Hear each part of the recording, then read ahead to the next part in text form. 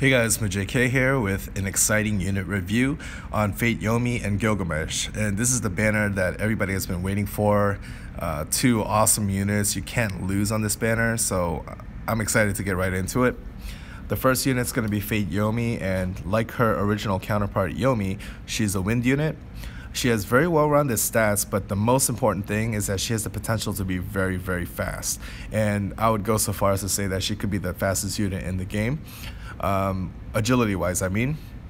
But she also has great mobility to go with that. So she starts out at like 4-3 with the rider job, but if you equip the right passive on her, she can have 5 move, which is really nice to have. Not only can she close the distance and kill enemies faster and stuff like that, but she can also get out and stay safe if she needs to. She can kite around. Really, really good to have that mobility.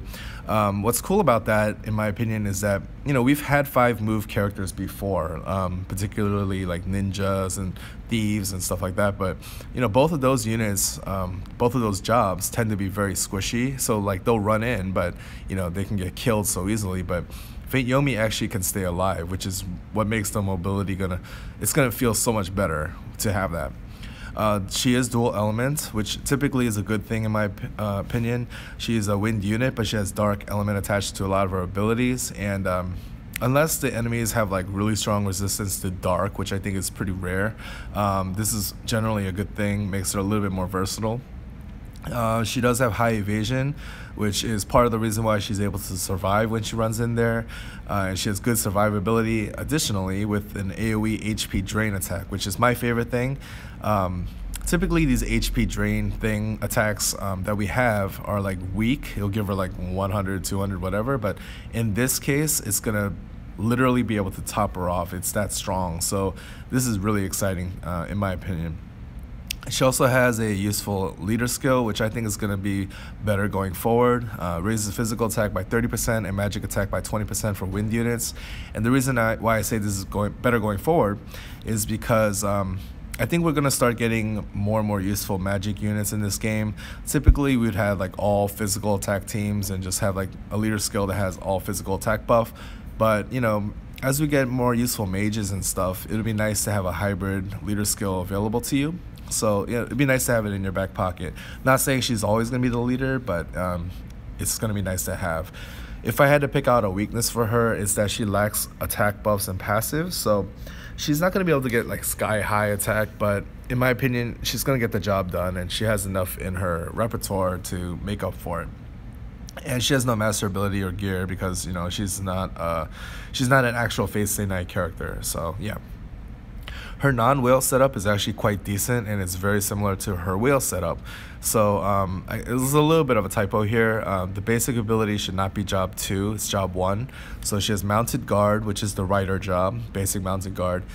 For reactive abilities, you have the option of either Mystic Eyes for more survivability, that gives you evasion, or Rapture Anima, which is from the Necromancer job, and this is basically a ranged reactive ability that can drain jewels when you're hit. So, you know, it depends on whether you want to survive a little bit better or you want to have a lot of jewels topped off faster and be more offensive. It's up to you.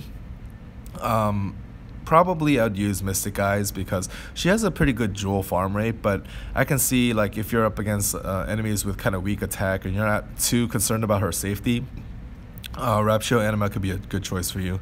The first passive is going to be called Bellerophon or something like that. I kind of shortened it here.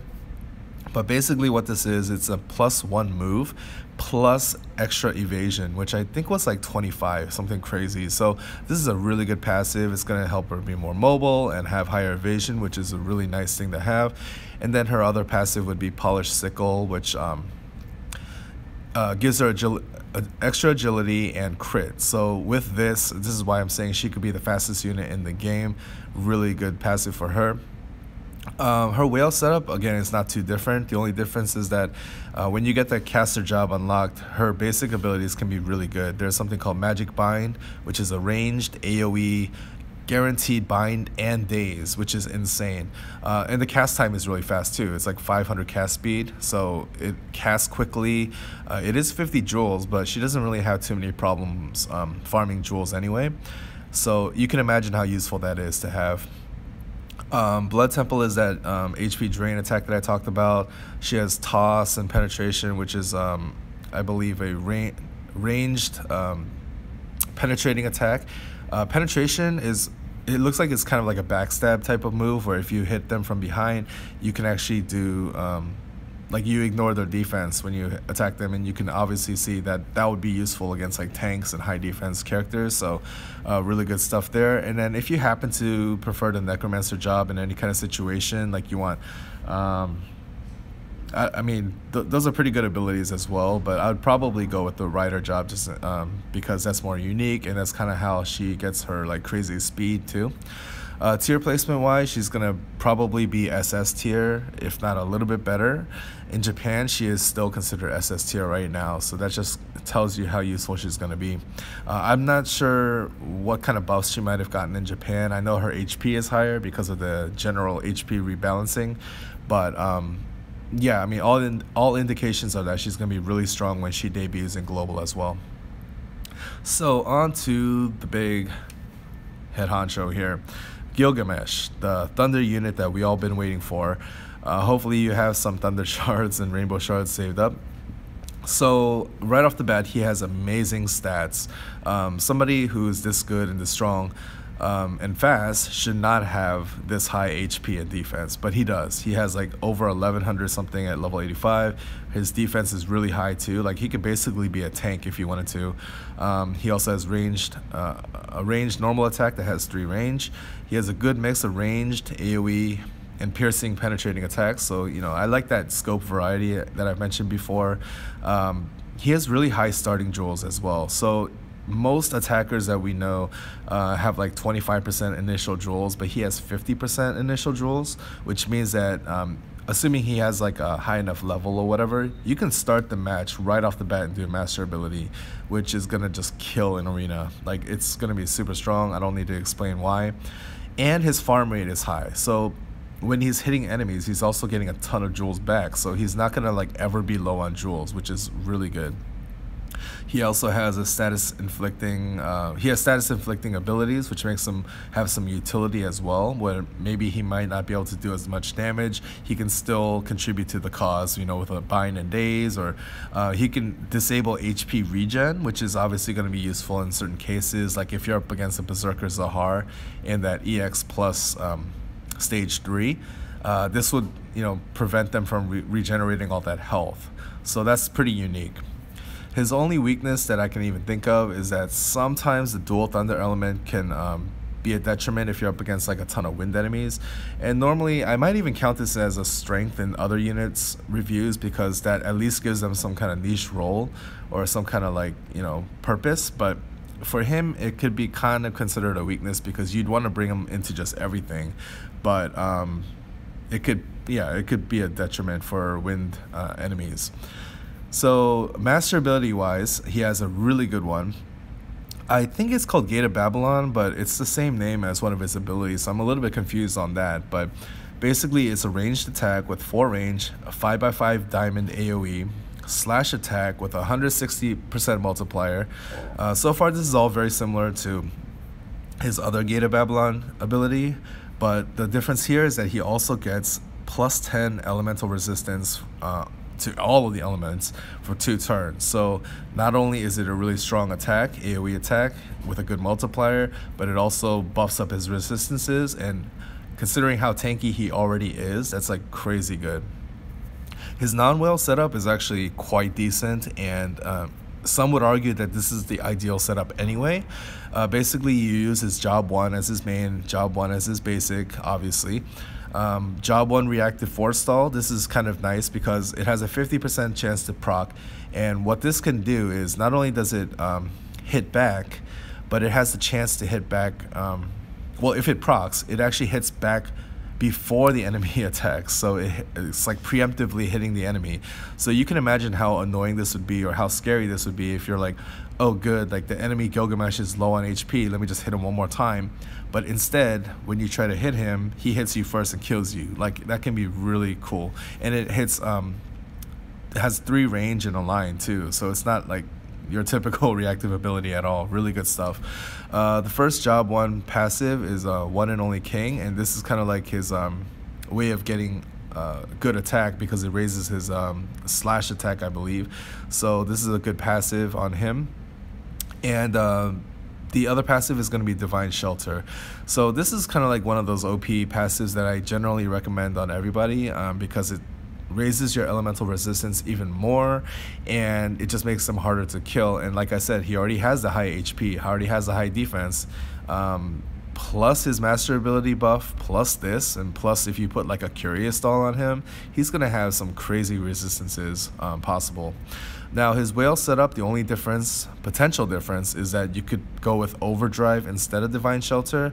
So if you're finding that like, oh, he's not gonna die anyway, or you just want to be able to one-shot an enemy instead of two-shot them, there is that possibility that you'd want to go with Overdrive instead. And I think as you go farther into the future and enemies have more HP, or you have a dedicated tank that's gonna protect them anyway, you'd want to go with that extra attack instead of the Divine Shelter. But if you're only able to get up to job 2, Divine Shelter is more than enough. And in fact, that's probably like a good goal for a lot of people, is to get up to job 2, and then in the long run you can just feed him Thunder Element shards as you go, and then eventually get him up to job 3 as the meta kind of like shifts toward that.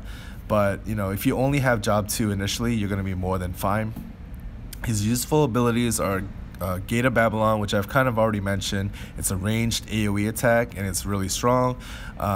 Bloodshed Strike, I believe this is the one that disables the HP regeneration, which is really cool. He has Enkidu, which is another AoE ability. Unleashed Cross Offense. I'm having trouble remembering what this is, but I think it's the one that hits around him. And then one of the potential setups that I had listed here with the asterisk, and I don't know if this is actually going to be useful or not, but I was thinking, okay, if he's up against wind enemies, wouldn't it be nice to have the option to hit them with fire?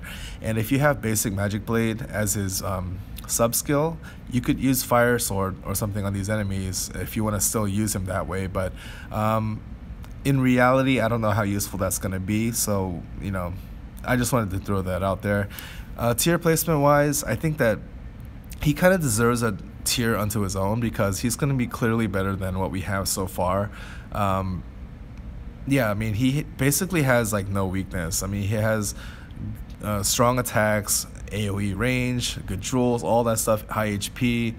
I mean, he's going to be on another level, and he's basically going to stay top tier for the next like year plus, possibly up to like 2 years. So if you are thinking about if you're new to this game actually, and you just started and you want to have a really good start to this game, you would want to re-roll for Gilgamesh. Like, he's that strong.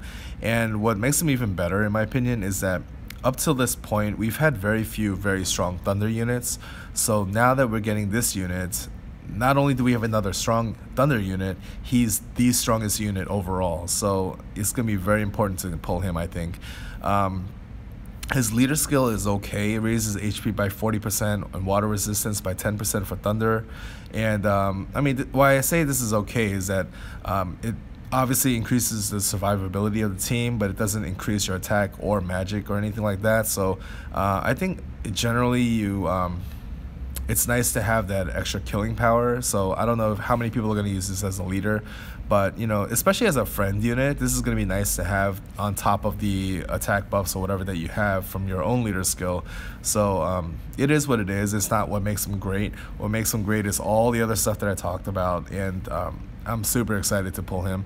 Hopefully I can get him up to job 3 right off the bat, but if I can't, I'm going to be more than satisfied with job 2. And I already know that I can do that because it only costs 25 shards, and I have more than that with my Thunder and Rainbow shards collectively. So my goal, of course, is to pull dupes of him if I can, but if I only happen to get one of him, I can at least get him up to that job 2 and build him up to job 3 over time as I get more and more shards. So yeah, I'm super excited about this banner, and I actually want Fate Yomi, of course, as well, because she's going to be really fun to use, really strong for a long time.